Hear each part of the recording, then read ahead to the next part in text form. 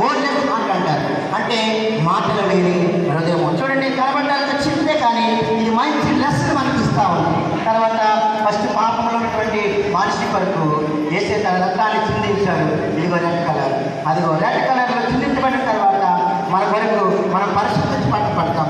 ఎవరైతే పరిశుద్ధంగా పరచబడతారో వారికి చనిపోయిన తర్వాత పరలోక రాజ్యం పడుతుంది.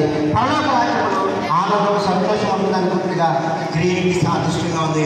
చూడండి, మన క్యాంపస్ చుట్టూ కూడా మ్యాంగో ట్రీస్ ఉన్నాయి కదా. ఆ మామిడికాయలు చక్కగా తీగ ఉంటాయి. పొద్దున్న నేను వెళ్ళి 2 కాయలు కింద పడితే కోసుకుని తిన్నాను, నేను కట్ చేసుకుని తిన్నాను. చాలా తీపిగా పులుపులుగా ఉన్నాయి.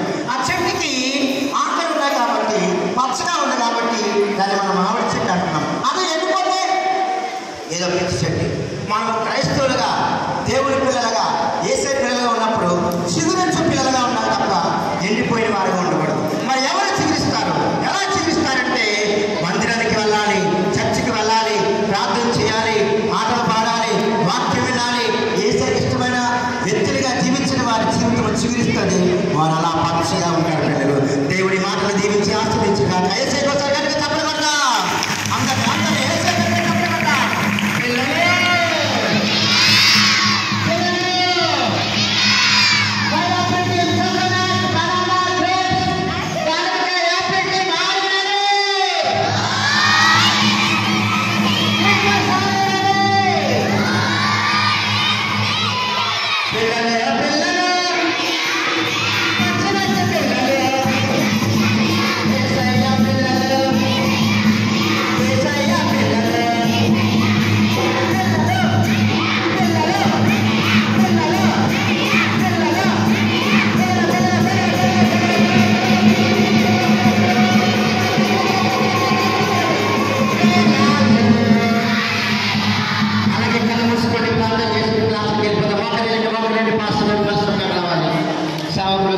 రావాలి. ఇక్కడ వారి మనవుతున్నారు.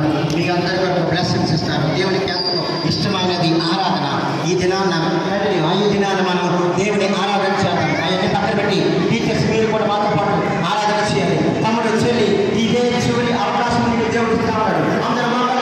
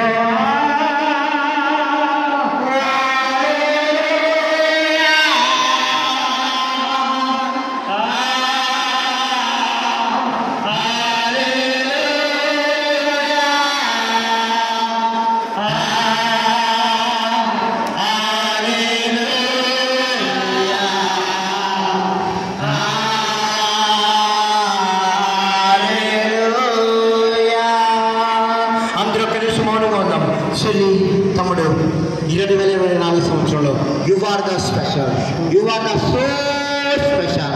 ఏసే నీకు కావాలంటే నీ ఏసైకి ఇవ్వాలనుకుంటున్నావా?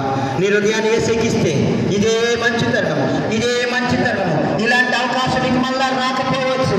చెల్లి తమ్ముడు, ప్రియమైన యవనస్తుడా, నీ జీవితం ఏసైకి కావాలి. నువ్వంటే ఏసైకి చాలా ఇష్టము. You are the special. నీ మనసులో, నీ హృదయంలో స్థానము ఎవరిది? ఈ దినాన్ని గుర్తు తెచ్చుకో. ఏసై నీతో ఉంటే, ఏసై నీలో ఉంటే నీకంతా విజయమే. Victory is yours. ఏసయ్యా మాలోనికి రండి ఏసయ్యా, ఏసయ్యా మాలోనికి రండి ఏసయ్యా. ఇక్కడున్న బిడ్డలందరినీ కూడా మీ చేతులకు అప్పగిస్తున్నాం తండ్రి. పరిశుద్ధాత్మదేవ, ఇక్కడున్న ప్రతి బిడ్డని కూడా తాకండి నా ప్రభువా. ఆ బిడ్డని మీరు చూచుచున్నారు నా తండ్రి. తల్లి గర్భంలో ఉన్నప్పుడే నీ